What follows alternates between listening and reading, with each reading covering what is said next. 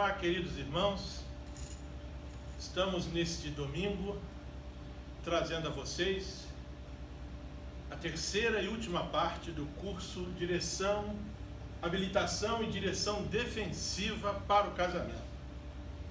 Se porventura você é casal, você é marido, você é esposa, não assistiu a primeira e a segunda parte, eu sugiro que você, através do canal YouTube de nossa igreja, possa fazer uma visita e assistir a primeira e a segunda parte, que hoje vão ser complementadas com o encerramento da terceira e última parte. Nesta terceira e última parte do nosso curso, nós agora vamos mudar a cor do sinal.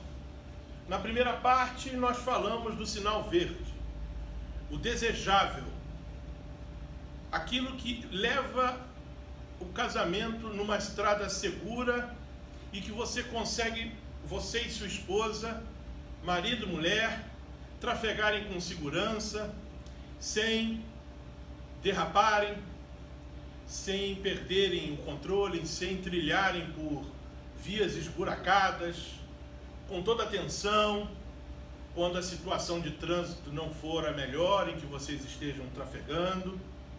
Estivemos na segunda parte mostrando o sinal amarelo, que é quando você tem que redobrar a atenção para que você não transite em locais proibidos, em que você faça o retorno sempre que necessário, que você pare, olhe e escute, que você não buzine excessivamente, que quando você buzinar, faça-o com sabedoria.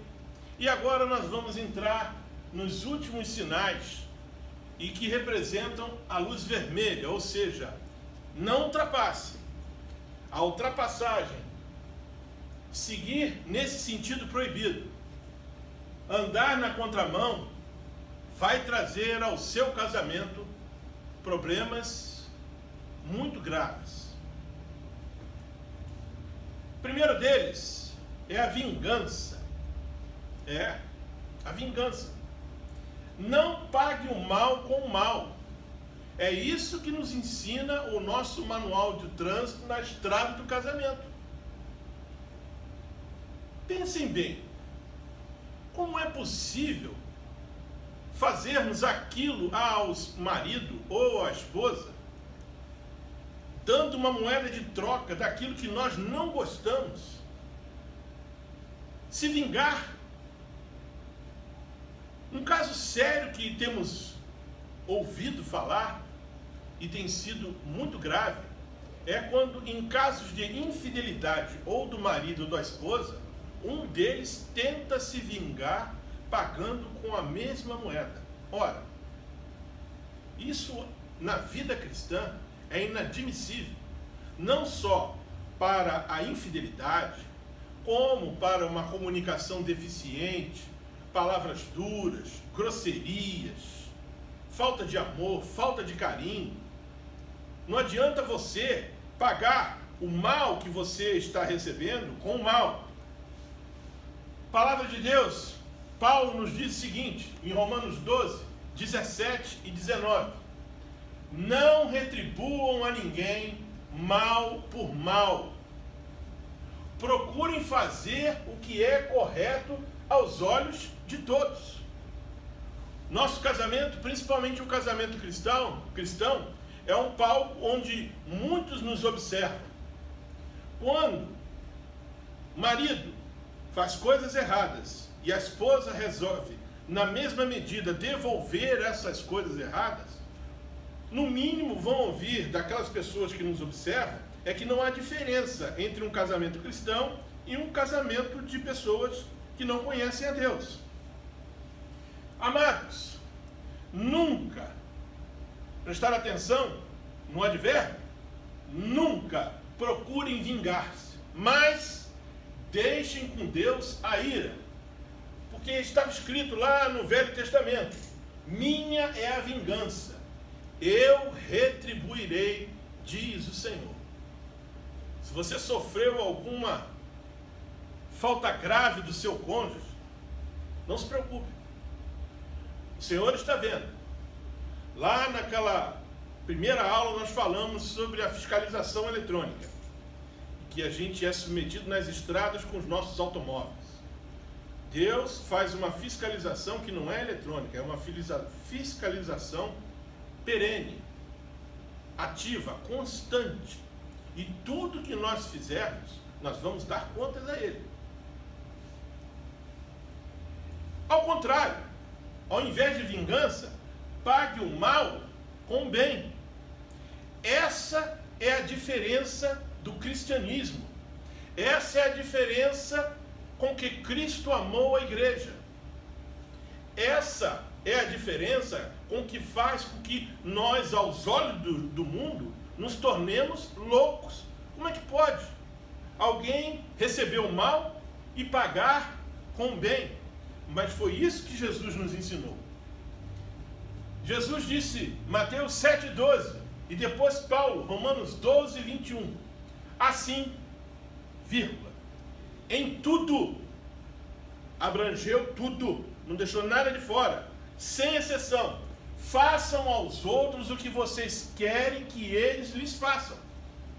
Marido, você recebeu da sua esposa algum tratamento injusto?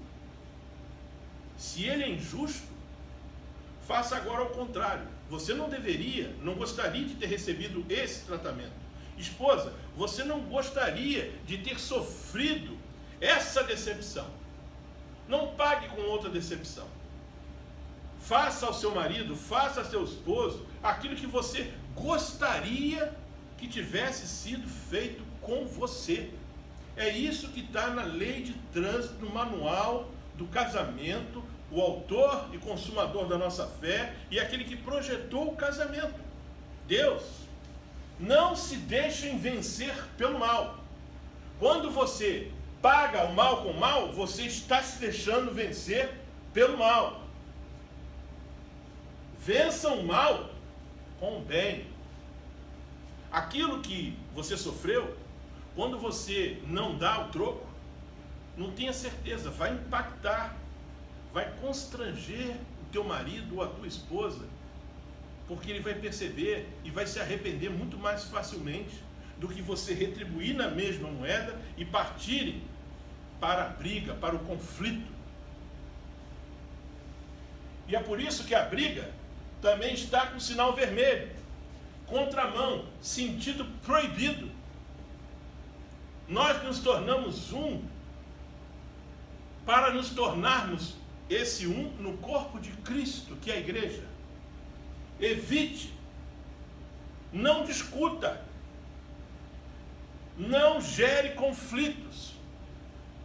Muitos casamentos têm terminado por conta de brigas, discussões e conflitos intermináveis. A vizinhança toda já conhece aonde é a casa daquele casal que briga das 7 da manhã até a hora de dormir. A voz levanta, impropérios, quando não palavras de baixo calão, deixando os vizinhos de cabelo em pé. Por isso, Paulo, na sua primeira carta a Timóteo, e Salomão 17:1, diz: evite as controvérsias tolas e inúteis. Tem gente brigando por causa de papel, do rolo do papel higiênico. Gente brigando por causa da pasta de dente. Gente brigando por causa de roupa, de meia esquecida no chão. Não que isso seja desejável, mas isso não é motivo para tornar a vida de um casal um inferno. São controvérsias tolas e inúteis. E se estão brigando por controvérsias tolas e inúteis, imaginem aquelas relevantes. Não adianta. Você sabe que tudo isso vai acabar em brigas. É melhor, olha o que Salomão falou, comer pão seco e viver em paz do que comer filé diariamente numa casa onde só existe briga e discussão. Na versão da Bíblia Viva. para você entender. São raras as pessoas que não gostam de comer um bom filé. Meus irmãos, Salomão está dizendo o seguinte: é melhor ir embora de casa, é melhor abandonar esse casamento, é melhor abandonar essa família, do que viver constantemente em briga e discussão. Mulheres rixosas, segundo a versão da Bíblia, maridos rixosos, que muitas das vezes são piores do que as mulheres rixosas. Tudo isso é contramão na estrada do casamento. Não entre nessa via. Sinal vermelho, não ultrapasse esse sinal. Esse sentido é proibido. Chegamos agora no ápice das proibições, no ápice do grave, do gravíssimo. Lá em vermelho, perigo, risco de explosão, risco de acidentes. Você já dirigindo, talvez já tenha se deparado numa via com uma placa assim: perigo. Não insista, não dobre à esquerda, não contorne, não avance esse sinal. Perigo, não insista, riscos de acidentes. Olha aqui o nosso casamento, o que pode acontecer? Vamos ver? Infidelidade. Marido, esposa, a infidelidade é um perigo que tem risco de explosão, incêndio, colisão.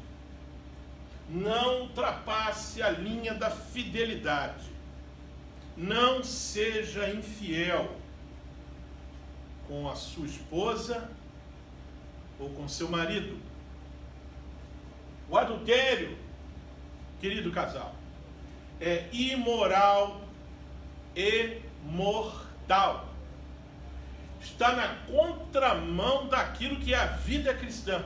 A vida cristã é permeada pela moralidade. A vida cristã tem como recompensa a vida eterna. O adultério é imoral e mortal. Salomão diz: seja bendita a sua fonte, seja bendita a tua esposa, seja bendito o teu marido, alegre-se com a esposa da sua juventude, alegre-se com o marido da sua juventude. Por que, meu filho, ser descaminhado pela mulher imoral? Pergunta Salomão. Por quê? Por que você cair nas garras de uma mulher imoral? Talvez essa mulher não saiba nem que você é casado ou que você é casada, esse homem. Mas se vocês tiverem relações sexuais fora do casamento, ela é imoral e você se torna imoral. Por que abraçar o seio de uma leviana? A leviana é aquela que sabe que você é casado, mas ainda assim se deita contigo. O leviano é aquele que sabe que você é casada, mas ainda assim se deita contigo. A casa de uma mulher leviana é um caminho que desce para a sepultura, para as moradas da morte. Talvez Salomão estivesse falando com relação às consequências do marido traído, que poderia ir atrás para se vingar pelo ciúme e matá-lo. Mas há também que se pensar na possibilidade de que este é um caminho que nos leva para a sepultura eterna. É um caminho que nos leva para as moradas da morte, para as moradas do inferno, meu irmão, minha irmã. Querido casal, o adultério, ele destrói o casamento. no mínimo ele abala severamente. É como se houvesse um terremoto em que a casa às vezes não vem ao chão, mas as rachaduras vão ficar por muito tempo, até que sejam tratadas e que desapareçam. Por isso, perigo, acidente, não ultrapasse. Mas o homem que comete adultério, ou a mulher que comete adultério, não tem juízo. Todo aquele ou toda aquela que assim procede, a si mesmo se destrói. Sofrerá ferimentos e vergonhas, e a sua humilhação jamais se apagará. Provérbios 6, 32 a 33. Vamos trazer para os nossos dias. Acho que cada um de nós conhece casamentos que acabaram por conta de um marido ou uma esposa que cometeu adultério. Essa frase, sua humilhação jamais se apagará, ela é tão verdadeira que quando esse assunto, que deveria estar enterrado, mas que volta à tona, e quando a gente se refere àquele casal, a gente sempre fala de uma maneira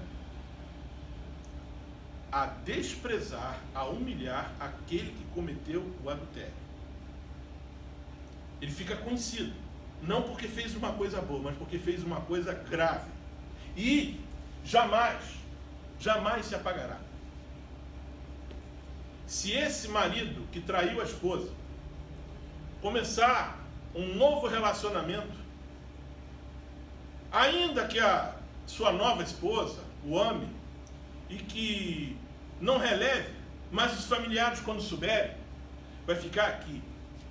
Fez com uma, pode fazer com você.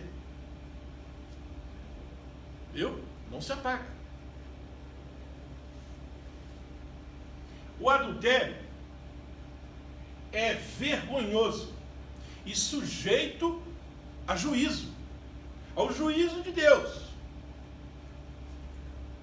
Jó, quando por conta do que estava sofrendo, quando Deus permitiu que Satanás tocasse no seu corpo, alguns que não entendiam o que estava acontecendo com ele, foram questionar se aquilo que estava acontecendo com ele não era consequência de adultério. Vejam só, meu. Segundo teólogos, e não são teólogos que possamos desacreditar, fala-se que o livro de Jó foi escrito antes do Gênesis. Mas mesmo assim, olha o que Jó falou quando perguntaram: será que você não adulterou? Ele disse: fazê-lo seria vergonhoso, crime e merecedor de julgamento. Porque lá no Levítico, os adúlteros eram julgados e apedrejados até a morte. É sério, meus irmãos.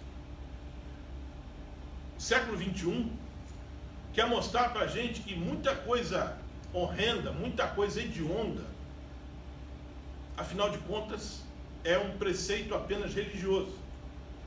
Não acredite nessa mentira de Satanás. O adultério é um perigo. Não ultrapasse. Risco de acidentes.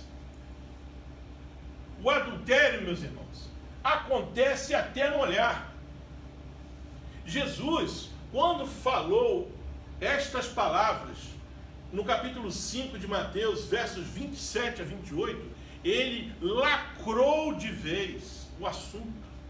Porque ele agora deixou a situação muito mais complicada. Porque antes era considerado o adultério o deitar físico com uma mulher estranha ao seu casamento ou com um homem estranho ao seu casamento. Mas não, Jesus foi mais longe. Ouviste o que foi dito: não adulterarás. Eu, Jesus, porém vos digo: qualquer que olhar para uma mulher com intenção impura no coração, já adulterou com ela. Quando você olha para alguém que não é a sua esposa, quando você olha para alguém que não é o seu esposo, se houver malícia nesse olhar, malícia, lascívia, desejo de ter aquele corpo, em que você imagina, só em imaginar, você está cometendo adultério. Jesus falou isso. Tal a complexidade e a periculosidade que é a infidelidade. Querido casal, um adultério leva ao inferno. Porque os lábios da mulher estranha destilam favos de mel. Particularmente eu não gosto de mel. Acho enjoativo. Mas há quem goste. Então, se eu puder falar esse versículo para mim, eu posso dizer que os lábios da mulher estranha destilam alguma outra coisa que eu gosto muito de saborear. E o seu paladar é mais macio do que o azeite. O azeite eu gosto. Mas, porém, o fim desses favos de mel, o fim desse paladar macio do azeite é amargoso como o absinto. O absinto é uma planta de um amargor quase que insuportável. Existe uma bebida chamada absinto, uma bebida alcoólica, onde nesta bebida se insere uma dose bem pequena de absinto. Por isso a bebida passou a se tornar absinto. Então, na hora que você está lá, no adultério, com uma mulher diferente, com um homem diferente, com prazeres diferentes, é tudo favo de mel, é tudo azeite. Mas depois, o absinto vai tomar o teu paladar, vai tomar as tuas estranhas, porque ele é agudo como uma espada de 2 fios, corta dos 2 lados. Os pés dos que assim procedem, descem à morte. Quem está caminhando no adultério está descendo para a morte. Provérbios 5, 3 a 5. E os seus passos estão cada vez mais se firmando, se enraizando no inferno. Cada vez mais ficará difícil sair desta situação. Querido irmão, marido, querida irmã, esposa. O adultério, como não poderia deixar de ser diferente depois de tudo que foi dito aqui, traz inimizade com Deus.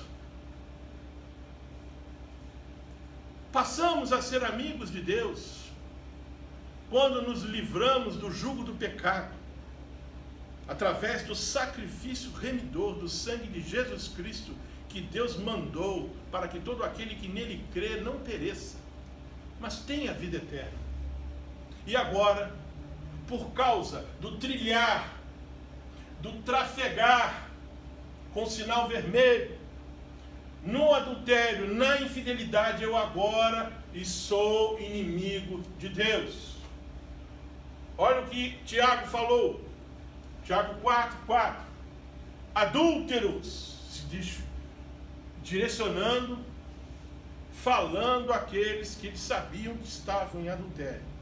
Vocês não sabem que a amizade com o mundo é inimizade com Deus? Porque para o mundo não existe adultério. Ellen Fisher, uma antropóloga, da qual eu já falei em algumas oportunidades, aqui na União de Casais, autora de best-sellers, Recasamento, Amor. É muito fácil falar de amor quando não se sabe a profundidade do que é o amor. Ela justifica que nós temos uma característica de sermos infiéis, porque nós descendemos, ou melhor, ela E aqueles que assim acreditam descendem dos macacos. E os macacos, os primatas, trocavam de parceiros. Como ela e grande parte do mundo vende a ideia da evolução, e que como nós somos oriundos de animais e não criados à imagem e semelhança de Deus, nós estamos simplesmente colocando em prática um hábito que está no nosso DNA. Isto é mentira. É mentira.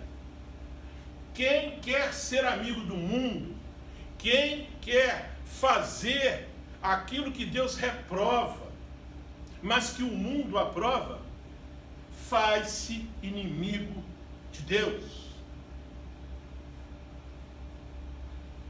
Queridos, o adultério é infidelidade ao corpo de Cristo. Talvez você ainda não tenha analisado a profundidade do versículo que eu vou apresentar para você agora. O que a gente fala? Deixará pai e mãe e se tornarão um. Então você se tornou um com a sua esposa. Ou seja, entre as várias interpretações, há a latente interpretação de que quando você se relaciona sexualmente com a sua esposa, vocês agora se tornaram um. O que Deus uniu, o homem não separe. Você está unido. Existe uma liga entre você e a tua esposa agora. Este corpo único, aqui na nossa igreja Batista do Parque São Basílio, você, eu e todos os casais que compõem esta igreja fazemos parte do corpo de Cristo. Entenderam até aí? Vamos analisar agora o versículo. Primeira pergunta: vocês não sabem que os seus corpos são membros de Cristo? Estão sabendo. Pergunta-se: tomarei eu os membros de Cristo e os unirei a uma prostituta? Porque quando você se une a uma mulher que não é aquela a qual você se uniu, você está criando um vínculo com uma prostituta ou com um homem devasso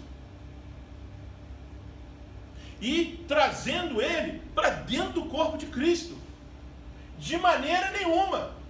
O próprio Paulo responde: tomarei eu os membros de Cristo e os unirei a uma prostituta? De maneira nenhuma. Vocês não sabem que aquele que se une a uma prostituta é um só corpo com ela? Você era um só corpo com a sua esposa. Quando você se deita com uma mulher alheia, quando você se deita com um homem alheio, você se torna um corpo com ele ou com ela também. E agora você está contaminando a relação que você tinha com o seu corpo, que é a sua esposa, com o seu marido, e, por sua vez, se considera-se unido ao corpo de Cristo, o próprio Paulo responde que como é que vocês não sabem que quem se une a uma prostituta é um corpo com ela? Por isso está escrito: os dois serão uma só carne. Meu irmão, minha irmã, você casal que me ouve, vocês são uma só carne. Não existe espaço para outra carne. Não contamine o corpo de Cristo. Outro perigo iminente, risco de explosão, sinal vermelho, que vai causar acidentes sérios na estrada do casamento. Chama-se pornografia. Queridos, a pornografia é pecado. Quem sabe o que deve fazer e não faz, comete pecado. Você sabe que não deve se envolver com pornografia. A pornografia é uma diversificação do adultério. O próprio Jesus falou que quando você olha para uma mulher ou para um homem com intenção impura, E a pornografia nada mais é do que a nudez alheia, masculina, feminina. É o relacionamento sexual masculino, feminino e até homossexual, homem com homem, mulher e mulher, do tipo em que Deus destruiu em Sodoma e Gomorra. Tudo isso é pornografia. E a pornografia é o maior dos vícios que existem na atualidade. Ele é indetectável. Você bebe um pouco, você começa a cambalear, vem cheiro de álcool, fica tonto, fala bobagem, chora, ri, briga. Está alcoolizado, é viciado em álcool. Em drogas sintéticas, da mesma maneira. Se você beber álcool demais, vai entrar em coma alcoólico. Se você consumir droga demais, vai ter uma overdose. Em ambas as situações, pode ser morte imediata no hospital, na emergência de um hospital. Pornografia é um vício cujas quantidades, além de serem indetectáveis, você consome em excesso e você não demonstra. Só que a tua mente, o teu cérebro, vai ser tomado por isso. Isso vai afetar o teu casamento. Todas as vezes que você estiver se relacionando sexualmente com a sua esposa, você vai estar vendo outras mulheres. Todas as vezes que você estiver se relacionando com seu marido, você vai estar vendo outros maridos, outros homens. Porque essas imagens ficam gravadas. O inimigo é sujo mesmo. Cada um, porém,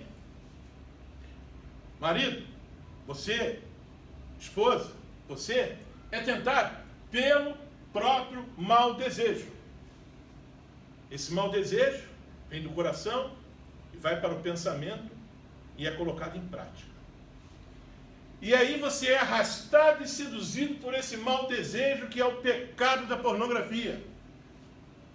Então, esse desejo, tendo sido concebido, vai dar luz ao pecado. E o pecado, após ter se consumado, vai gerar a morte. Meus irmãos, a pornografia é um passo para o adultério. É um passo para tentar experimentar uma nova aventura daquela que você está assistindo, que é diferente da sua vida normal e do seu sexo que foi criado por Deus, para o prazer de ambos. Não para sofrimento, não para orgias. Isso sem falar que quando você se envolve com pornografia, individualmente, inevitavelmente, você vai acabar se envolvendo com pedofilia. Porque vai chegar um momento em que assistir um homem, uma mulher, dois homens, duas mulheres, até animais, aquilo não vai te satisfazer mais. E aí você vai ter interesse em ver crianças sendo abusadas sexualmente. Isso é gravíssimo. A pornografia é um pecado sexual. Portanto, fora com as coisas pecaminosas e terrenas. Fora. Deixem. Abafem os seus desejos malignos que estão à espreita dentro de vocês. O que a carne quer é contrário ao espírito e vice-versa. Aquele que você alimenta é aquele que vai ganhar essa batalha. Se você está se alimentando de pornografia, é esta batalha que vai ser vencida. Não se metam em pecado sexual. Não se metam em pornografia. Impureza, imoralidades e desejos vergonhosos que foram os que eu acabei de falar anteriormente. Paulo, na sua carta aos Colossenses, capítulo 3, versículo 5, na versão da Bíblia Viva.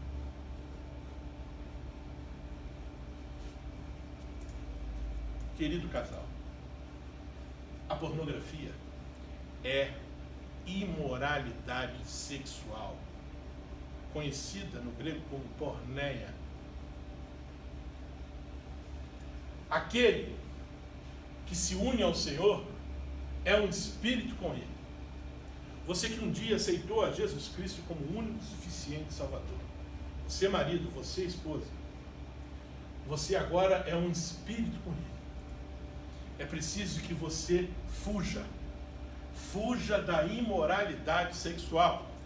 A mulher de Potifar queria fazer com que José se envolvesse imoralmente, de uma forma vergonhosa, traindo a confiança de Potifar, se deitando com aquela mulher, numa imoralidade sexual. Ele fez exatamente, sem saber que Paulo escreveria isso, ele fez exatamente isso, ele fugiu. Não pense que você é forte, não pense que você é o tal, não pense que você é a tal, não, eu estou firme aqui, inabalado, estou firmado na rocha. Olha, quem está de pé, cuidado, não flerte com a pornografia. Começa com um flerte, uma olhada, só dê uma olhadinha, vai dar vontade de ver de novo, e de outras coisas. É assim que acontece, querido. Fujam da imoralidade sexual. Aquele que pratica a imoralidade peca contra o próprio corpo, porque você e a sua esposa são um só corpo. Quando você se une a alguém que não é a sua esposa, você peca contra o seu próprio corpo. Lembra lá, na primeira parte, Cristo amou a igreja. É esse o amor. Ninguém jamais odiou o seu próprio corpo. Quando você faz isso, você está demonstrando que você odeia o seu próprio corpo. E Cristo amou a igreja. E você tem que amar a sua esposa como Cristo amou a igreja. Lembra-se? Ou não sabeis que o nosso corpo é o templo do Espírito Santo que habita em vós, proveniente de Deus, e que não sois de vós mesmos. Quando você recebe o Espírito Santo, você precisa perseverar. Você precisa desenvolver agora o fruto do Espírito. Não há como você se vestir de novo com trapos de imundície. Não há mais como você viver nas obras da carne. Se há tentação, fuja. Fuja da imoralidade sexual. Perigo. Risco de explosão na estrada do casamento. Olha lá como é que vai ficar de perna para o ar o teu casamento.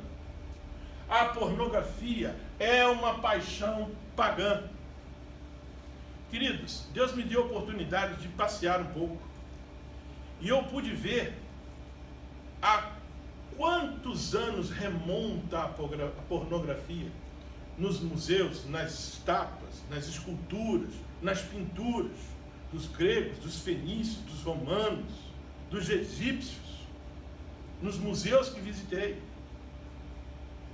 Aquela necessidade de desenhar pessoas nuas, com as genitálias aparecendo, nada mais é do que a pornografia da época, onde não havia internet, não havia vídeo MP4, não havia papel, não havia revista, não havia nada disso. E eles estão lá para todos verem. Por que uma guerra com tantos soldados, com armaduras, com capacetes, com soldados, mas com as genitálias de fora? Por que isso? Não há explicação que não seja o desejo daqueles pintores, daqueles escultores que estavam dando vazão a seus maus desejos, dando vazão a pedidos de outros, para que depois pudessem ficar olhando. Templos pagãos, onde eram feitos sessões de pornografia, de sexo aberto. As pinturas, todas elas demonstrando relações sexuais. Pornografia é uma paixão pagã. Por isso, cada um saiba controlar o seu próprio corpo de maneira santa e honrosa, não dominado pela paixão dos desejos desenfreados, como os pagãos que desconhecem a Deus. Você conhece a Deus? Então faça valer esse conhecimento, porque pornografia é prática dos pagãos que desconhecem a Deus.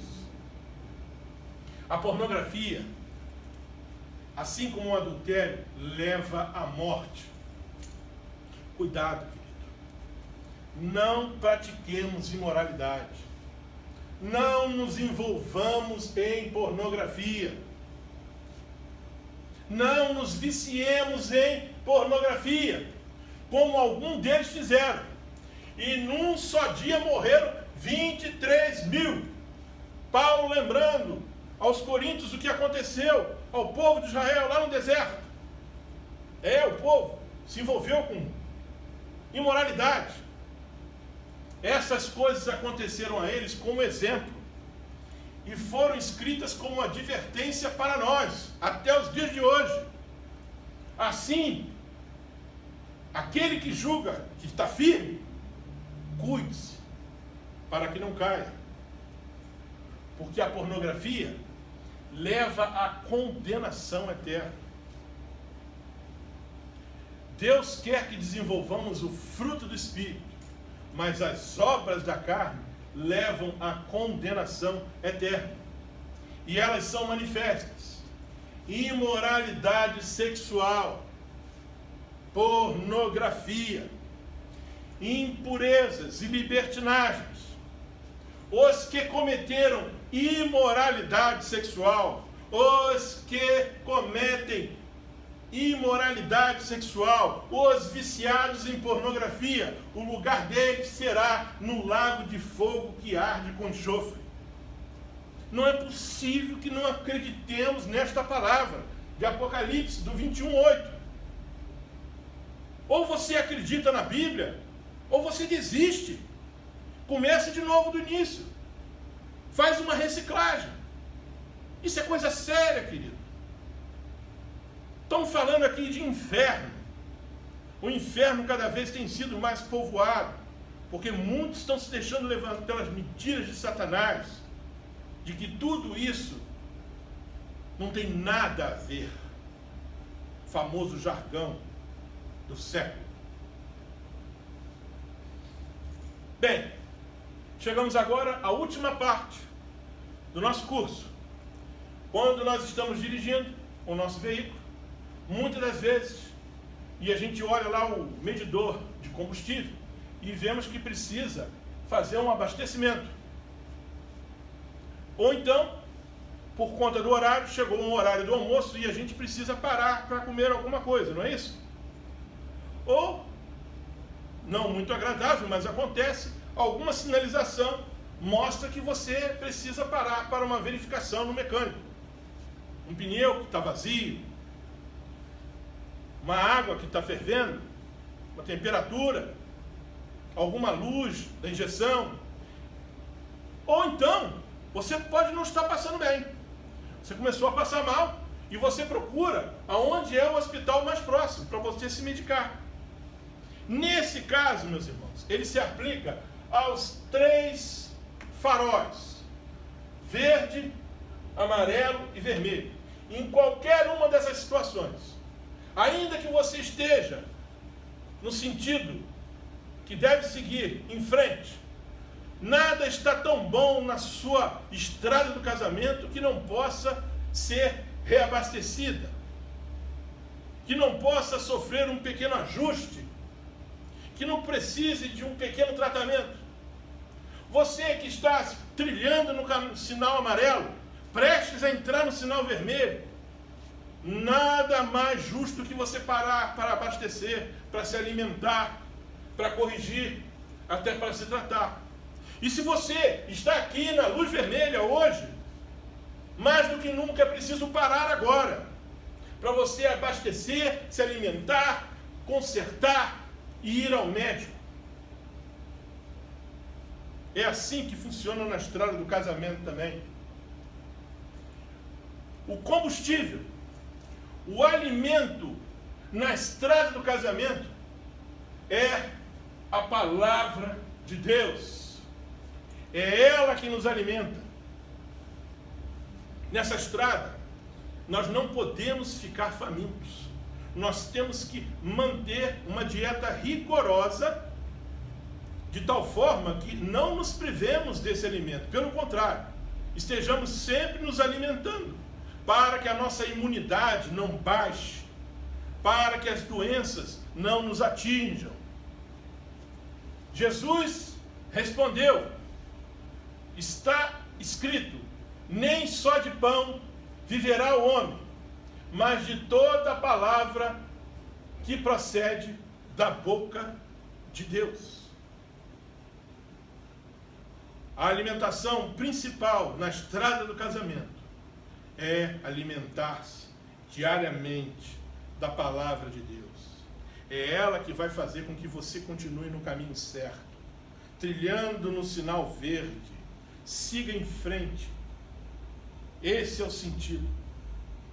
É esta palavra de Deus que vai mostrar para você que você precisa corrigir, porque está no sinal amarelo ou porque está no sinal vermelho. A palavra de Deus, quando a gente se alimenta, a gente se sustenta. Sustenta o nosso casamento, sustenta a nossa vida conjugal. A sua palavra me sustenta nas minhas fraquezas. Quando o sinal amarelo acender, sustente-se na palavra de Deus.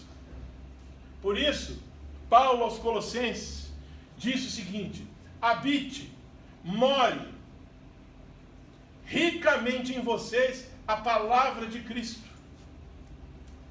Ensinem-se e aconselhem-se uns aos outros com toda a sabedoria. Meu irmão, a gente só vai conseguir ensinar o marido à esposa, a esposa ao marido, os cônjuges aos seus filhos, com sabedoria, se esta palavra habitar abundantemente, ricamente em vocês. Não é leitura de caixinha de promessa, não é leitura de versículo 1 e 2 do livro de Salmos, é estudo e leitura da palavra de Deus, procurando se alimentar, se sustentar, como nós apresentamos tantos versículos na primeira parte desse estudo, na segunda e agora nessa terceira. É isso que alimenta, é isso que sustenta o casamento na estrada que deve percorrer. Quando a gente está bem sustentado pela palavra de Deus, a gente não murmura, a gente não reclama. Pelo contrário, a gente canta salmos, hinos e cânticos espirituais de gratidão a Deus em nosso coração. Porque nosso coração está alimentado e sustentado pela palavra de Deus. E um coração alimentado e sustentado pela palavra de Deus, não há espaço para murmuração, para reclamação. Querido, a palavra de Deus orienta e dirige. Quando a gente está com o nosso veículo e a gente quer chegar a algum lugar, a gente usa os aplicativos para saber qual o caminho, em que lugar que a gente vai, qual o melhor trajeto, qual o mais rápido. Não é assim? Só que na história do casamento, o Waze ou o Google Maps não vão lhe ajudar. O que vai lhe ajudar é a palavra de Deus. Principalmente se você, marido, e você, esposa, guardarem esta palavra no coração de vocês. Diz o Salmo: guardei no coração a tua palavra para não pecar contra ti. Quando essa palavra está guardada no nosso coração, sequer acende o sinal amarelo, muito menos o vermelho, é só verde. Quando o sinal amarelo está sinalizando, ou o vermelho, é porque está faltando alimento, está faltando sustento. Ou então estamos lendo, mas não estamos colocando em prática, não estamos guardando no coração. Dirige os meus passos conforme a tua palavra. Disse o salmista: não permitas que nenhum pecado me domine. O pecado está aí à nossa volta, tentando nos abraçar, tentando penetrar por uma brecha. Não permita.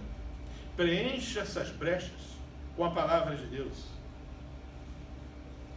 A palavra de Deus nos alegra e ilumina o caminho.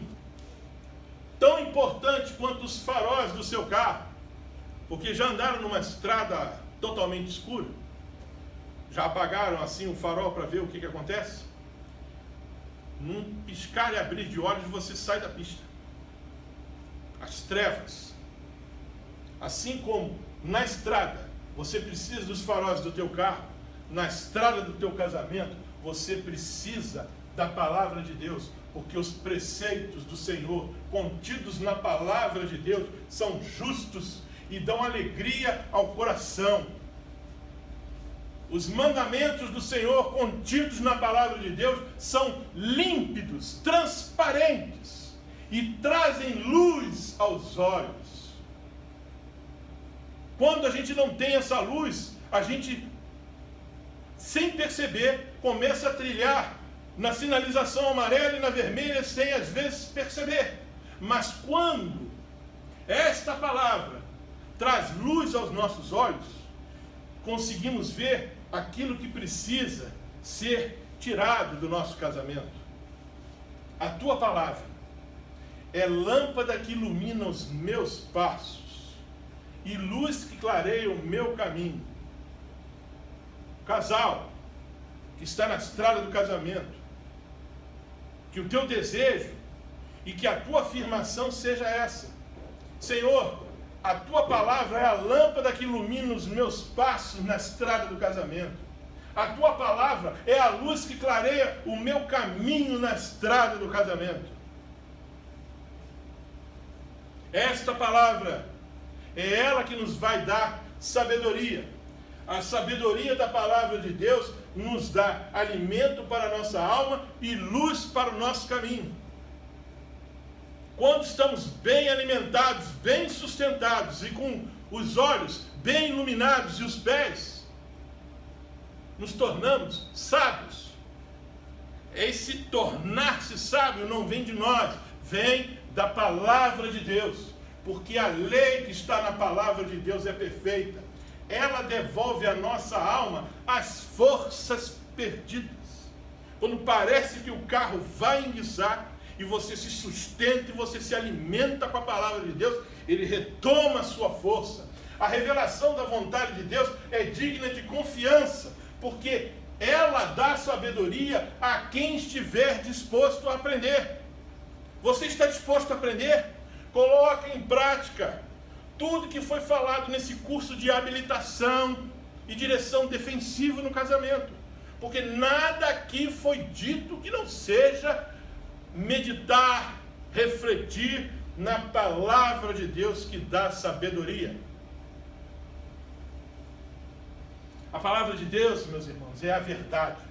É a verdade que liberta. É a verdade que já te libertou um dia, quando você aceitou a Cristo como seu único e suficiente Salvador.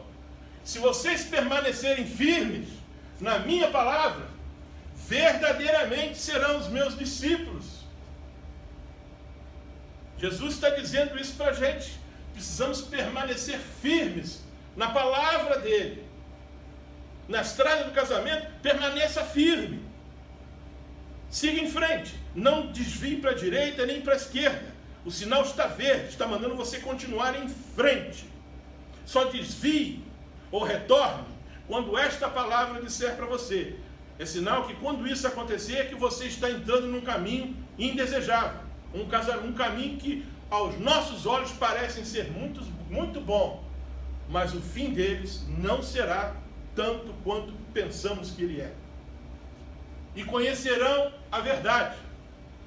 E a verdade, grifo meu, que é Jesus Cristo, os libertará.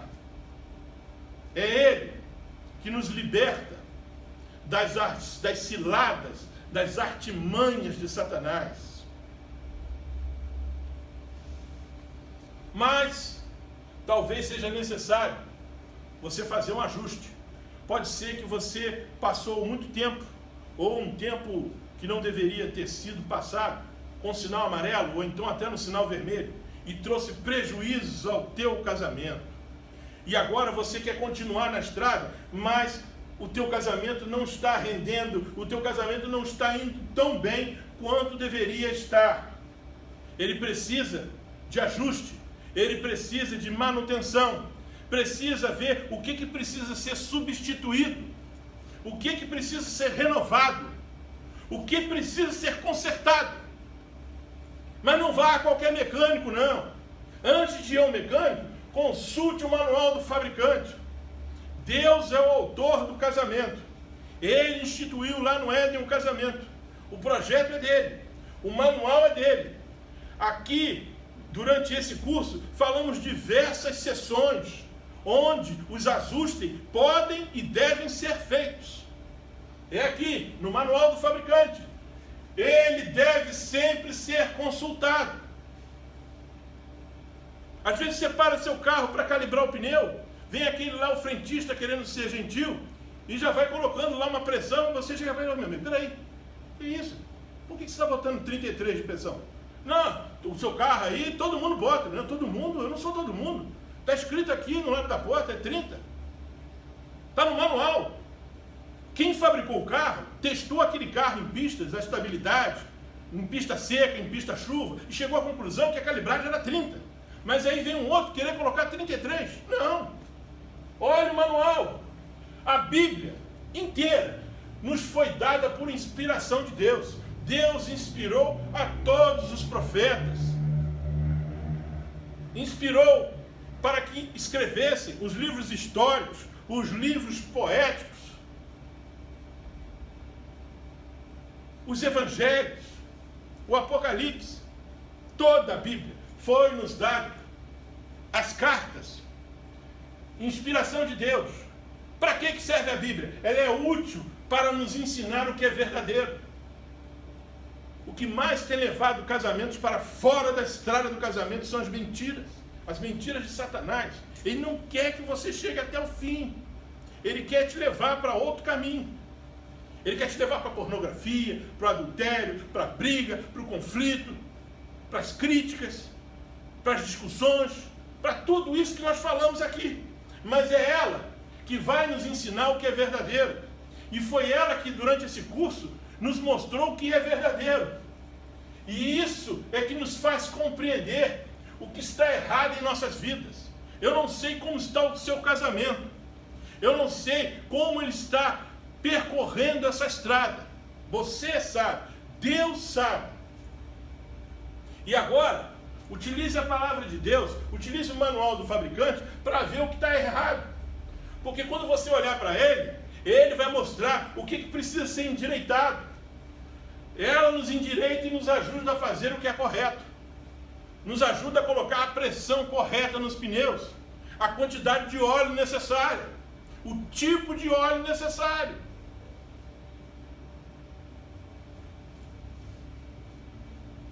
Nessa oficina, falamos na primeira parte, mas temos que encerrar falando nele. O amor. Porque o amor é o principal lubrificante do casamento. Todo mundo que tem carro sabe que periodicamente precisa lubrificar o motor do casamento com óleo, o motor do seu carro com óleo. No casamento não é diferente. Só que o lubrificante não é óleo sintético para o seu casamento, é amor. Se não tivesse amor, eu nada seria, diz Paulo. Se vocês não tiverem amor no seu casamento, de nada valerá tudo que vocês estão fazendo. Podem estar bem, podem estar viajando, passeando, comprando, mas se não tiver amor, nada disso tem valor. Quem ama é paciente e bondoso. Quem lubrifica o seu casamento com amor é paciente e bondoso. Quem lubrifica seu casamento com amor não é ciumento, nem orgulhoso, nem vaidoso. Quem lubrifica seu casamento com amor não é grosseiro nem egoísta, não fica irritado, não guarda mágoas, ressentimentos, libera perdão. Quem utiliza amor como lubrificante no seu casamento nunca desiste, porque ele tudo suporta. E suporta com fé, com esperança e com paciência.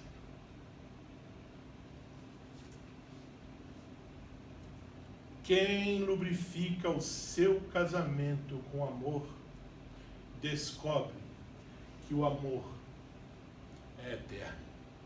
E é ele que, lubrificando periodicamente o teu casamento, vai levá-lo até o ponto de chegada do término da tua viagem, que só Deus é quem sabe. Na oficina, você também pode utilizar um outro tipo de manutenção, que é a oração. A oração é a principal arma contra as tentações. Aquelas tentações do adultério, da pornografia. É a oração, meu irmão. Vigiem, orem para que não caia em tentação. O teu espírito está pronto, mas a tua carne é fraca.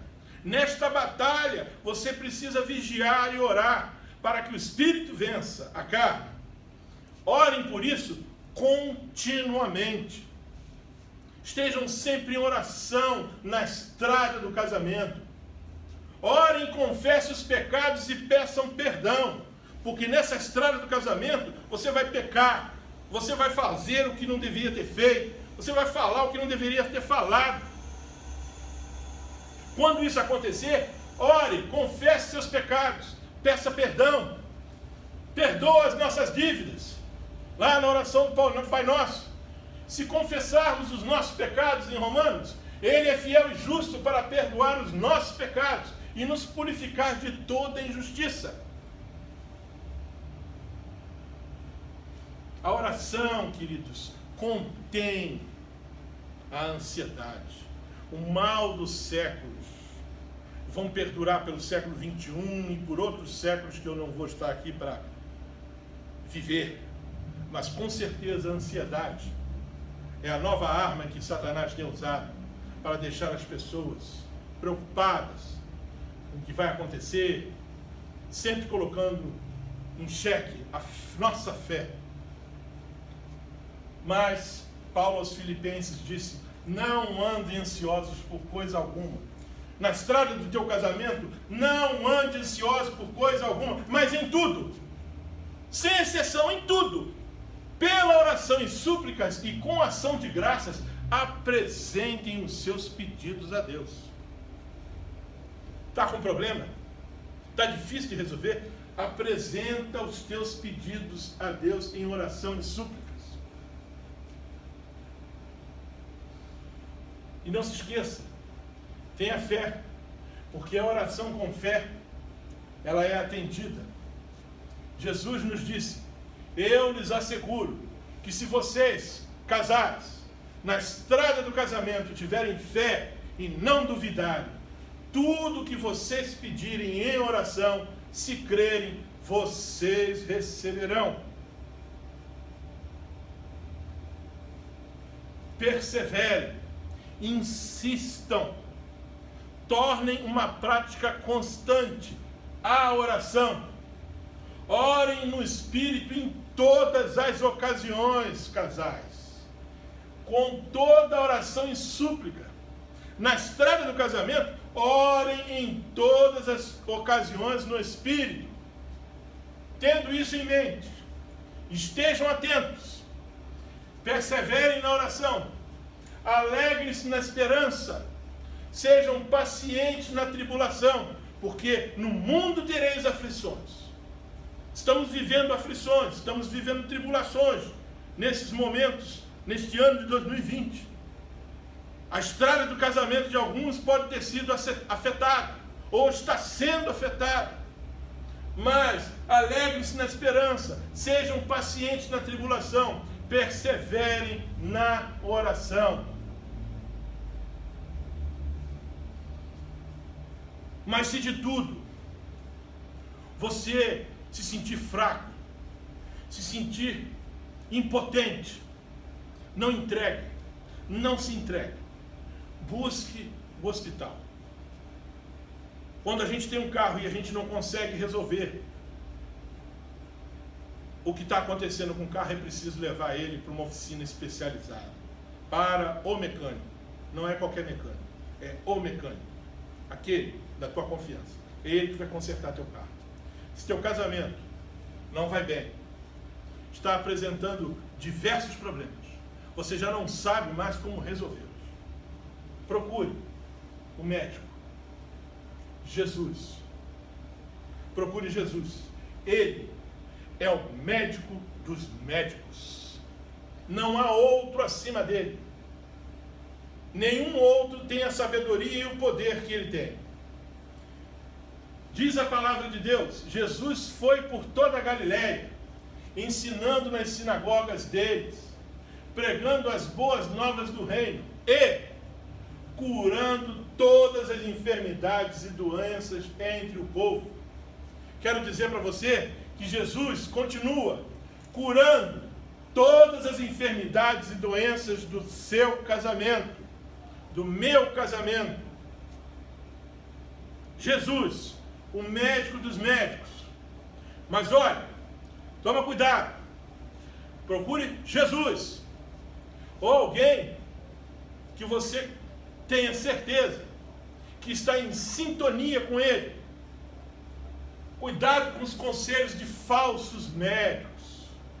Você já deve ter tido a decepção de ter levado um carro em alguém e achando que ele ia resolver o problema.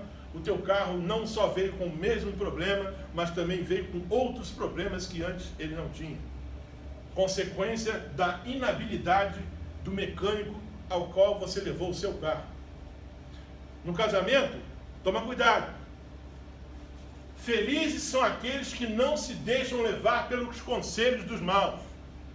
Tem muita gente querendo dar conselho no teu casamento. Muita gente que sequer cuida do casamento dele, mas quer consertar o teu. Mas consertar com as práticas do mundo. Desiste desse homem. Desiste dessa mulher. Arranja outra. Se divorcia. Sai dessa. É o que a gente ouve aí, quando a gente tenta buscar com homens maus conselhos para resolver os problemas do nosso casamento na estrada em que está percorrendo. Não, esses homens não seguem os exemplos dos que não querem saber de Deus. Não se deixe levar pelo conselho dos maus, que não seguem o exemplo dos que não querem saber de Deus. E que não se juntam com os que zombam de tudo que é sagrado. Tem gente aí que zomba de Deus, que não acredita em Deus. Vai procurar um terapeuta, um psicanalista, um psicólogo, alguém dessa área. Procura alguém que você tenha referência, que é uma pessoa que teme a Deus. Ela vai poder te ajudar de uma melhor maneira do que qualquer outro que não acredita em Deus, não acredita na palavra que alimenta e sustenta o teu casamento, não acredita na oração na qual você deposita os teus pedidos, não acredita em nada disso. Cuidado, quando você precisar de conselhos, não procure pessoas que rejeitam a Deus. Os conselhos desse tipo de gente que eu acabei de falar não valem nada. Provérbios 14, 7. Queridos, terminando o nosso curso em 3 etapas de habilitação e direção defensiva no casamento. Nós que temos os nossos veículos, muitas vezes procuramos um seguro. A gente quer seguro contra furto, contra roubo, contra incêndio, contra batida, contra terceiros. A gente quer um seguro. Quero dizer para você que, em qualquer circunstância, Deus é o nosso seguro. Busquem a Deus e vocês o encontrarão. Busquem a Deus e o seu casamento terá uma apólice de segura eterna, enquanto aqui estivermos na terra, até que a morte os separe. E outra coisa, aqui nesse seguro, quando a gente liga, tem musiquinha. Aperte o 1, aperte o 2. Todos os nossos atendentes estão ocupados. Quando lhe atende, às vezes não pode resolver o teu problema. Você está fora de uma área de cobertura. Querido, o seguro que Deus proporciona ao nosso casamento na estrada, ele é total. ele abrange qualquer local em que estivermos. Onde quer que estejamos, estamos segurados por Deus. Busquem a Deus, falem com Ele, e você não vai precisar digitar opções, Ele vai te ouvir, vai te atender e vai te providenciar o socorro. Recorram ao Senhor e ao seu poder. Busquem sempre a sua presença. Os que conhecem o teu nome confiam em ti, pois tu, Senhor, jamais abandona os que te buscam. Nós que conhecemos a Deus, confiamos em ti, Senhor, porque jamais abandonas aqueles que te buscam. Salmos 105, 4, Salmos 9, versículo 10. Queridos, na estrada do casamento, siga o verde, siga em frente, sentido obrigatório, sentido com Deus, sua palavra, até o fim. E que Deus a todos nos abençoe. E nesta semana, na estrada do casamento, se vierem as tempestades, as lutas, as perseguições, as tentações, os sofrimentos e os problemas, nos apresentaremos diante de Deus em oração e Ele nos dará a vitória. Amém.